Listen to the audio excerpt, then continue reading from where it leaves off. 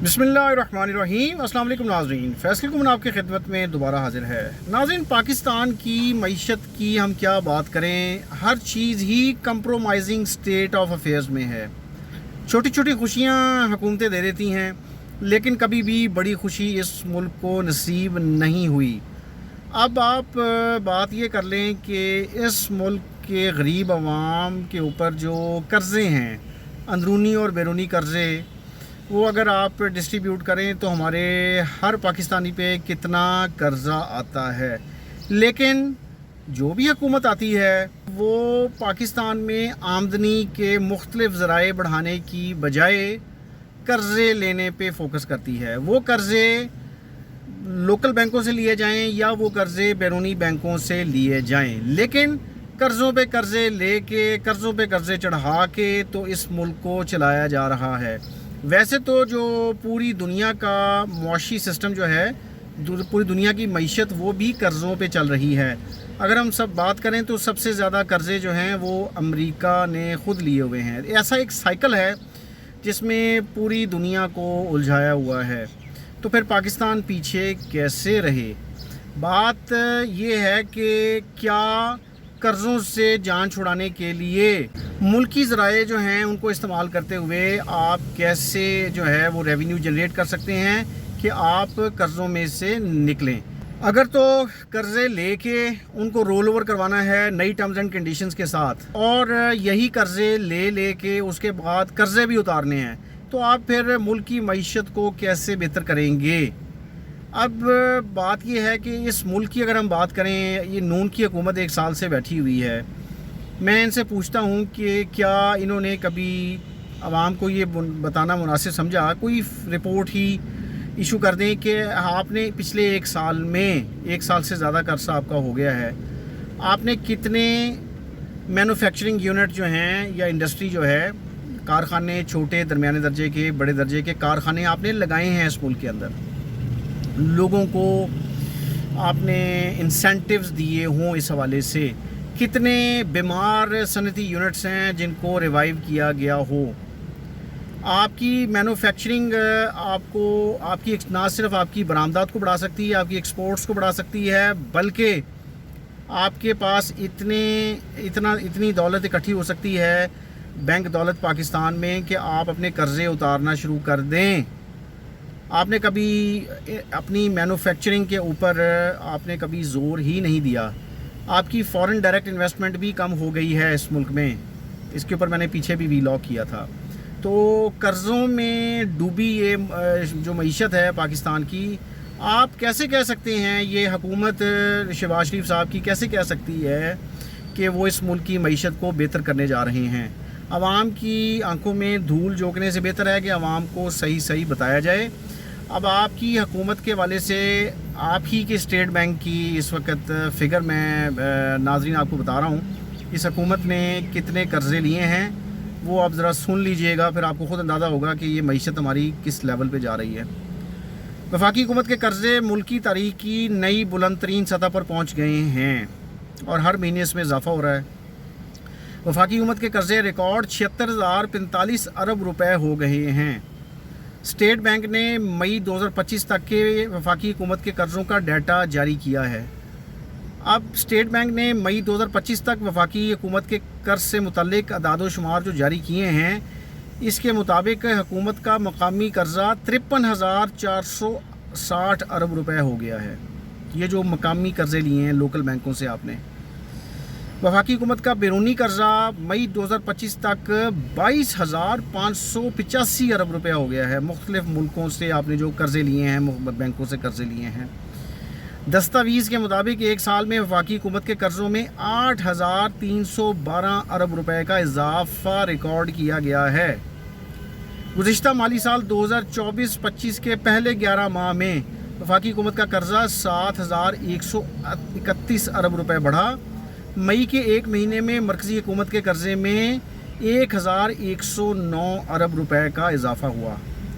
मज़ीद दस्तावेज़ात ये कहती हैं कि जून 2024 से मई 2025 के 11 माह में वफाकी हुकूमत का कर्ज़ा 8,300 अरब रुपए बढ़ा। मई 2025 तक वफाकी हुकूमत के कर्ज़ों का मजमूई हजम 76,045 अरब रुपए रहा। अप्रैल 2025 तक वफाकी हुकूमत के कर्जे 74,936 अरब रुपए थे। जून 2024 तक मरकज़ी हुकूमत के कर्ज़ों का हजम 68,914 अरब रुपए था। मई 2024 तक वफाकी हुकूमत के कर्जे 67,733 अरब रुपए हो गए।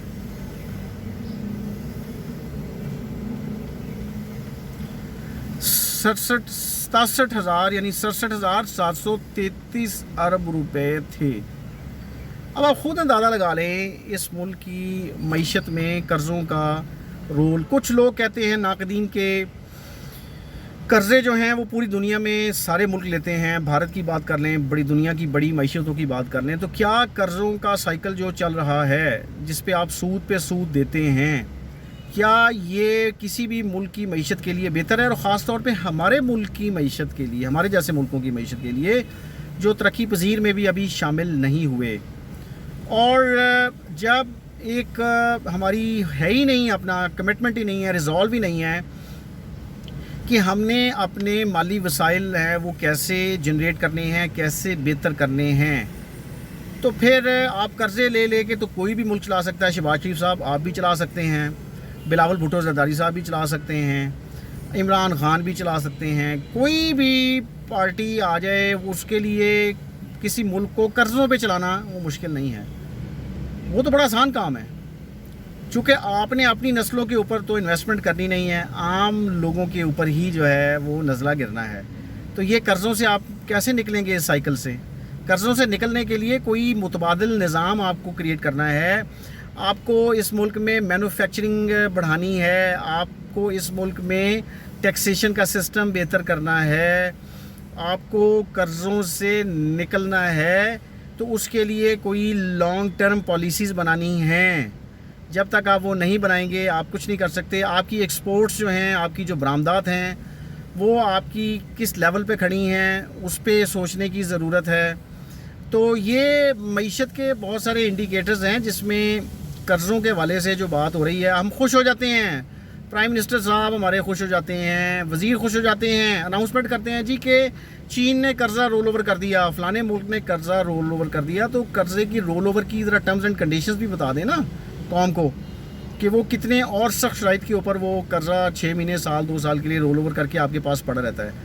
तो बैंक में, बैंक दौलत पाकिस्तान जो स्टेट बैंक ऑफ पाकिस्तान है, इसमें आप अगर 14 अरब डॉलर या 15 अरब डॉलर की बात करते हैं कि वो मौजूद हैं, तो वो 14 से 15 अरब डॉलर में से आपका कितना है? वो तो सारा आपका कर्ज़ा है जो आपने उतारना भी है सूद के साथ, और आप फिर कर्ज़े लेते जा रहे हैं, कर्ज़े लेते जा रहे हैं। तो इकनॉमिक साइकिल में अगर कर्ज़ों से आपने चीज़ों को बेहतर करना है तो वो आप करके दिखाएं ना, वो भी आप नहीं कर रहे। अगर आपने कर्ज़े लेके किसी एक स्पेसिफिक टास्क के लिए कर्ज़ा लिया है तो उस टास्क को आपने क्या फुलफ़िल किया, नहीं किया। लोगों की जो बुनियादी ज़रूरियात हैं, तालीम की, सेहत की हवाले से हों, वो क्लीन ड्रिंकिंग वाटर के हवाले से हों, इंफ्रास्ट्रक्चर के हवाले से हों, और सोशल इंडिकेटर्स के हवाले से हों, क्या आपने वो ठीक कर दिए हैं? आप तो उल्टा प्राइवेटाइज़ करते जा रहे हैं, निजी सेक्टर को देते जा रहे हैं आप तालीम और इसके अपना हेल्थ के शोबे, और आगे जाके वो एक्सप्लॉइट करेंगे डेफिनेटली करेंगे आवाम को। तो आवाम के लिए आपने क्या छोड़ा है? आपने बजट दिया है, माली बजट, उस बजट के अंदर आपने अपने तौर पे एक दावा किया जी कि हमने मुल्क के अंदर कोई टैक्स नहीं लगाया, दरामदात पे लगाया है। लेकिन टैक्स नहीं लगाया तो फिर महंगाई कैसे हो रही है? महंगाई आपसे कंट्रोल नहीं हो रही, कर्ज़े आपसे कंट्रोल नहीं हो रहे, मैन्युफैक्चरिंग आप कर नहीं रहे, कि आपकी सनतें जो हैं यहाँ पे सनतें आपकी बंद पड़ी हैं, बीमार हो रही हैं, या सनतों में ज़वाल आ रहा है तेज़ी से, जिससे लोग बेरोज़गार हो रहे हैं। फिर आप कहते हैं जी कि हम मुल्क की मईशत को ठीक कर रहे हैं। पता नहीं ये मुल्क की मईशत कहाँ से ठीक हो रही है। चंद ब्रिजेस बना देना, रोड्स बना देना, अंडरपासेस बना देना, और हेल्थ और एजुकेशन में कुछ चीज़ें दिखा देना लोगों को जी हम ये कर रहे हैं, इससे मईशत आपकी ठीक नहीं होगी।